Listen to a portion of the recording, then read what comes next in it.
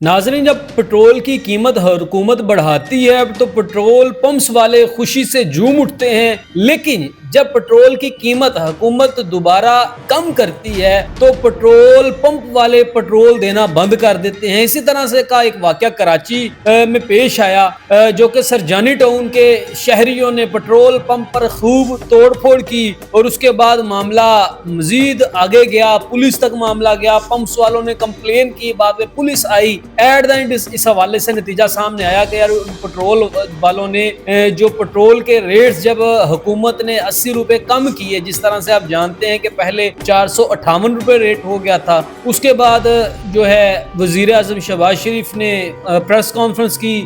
جس میں اس حوالے سے بتایا گیا کہ 80 روپے کی کمی کی جائے گی اور پٹرول کا ریٹ 378 روپے ہوگا۔ اسی طرح سے کراچی سرجانی ٹاؤن میں بھی جو پٹرول پمپ تھا انہوں نے کم قیمت پر پٹرول فروخت نہیں کیا۔ جب وزیر اعظم نے اس حوالے سے اعلان بھی کیا، اس کے باوجود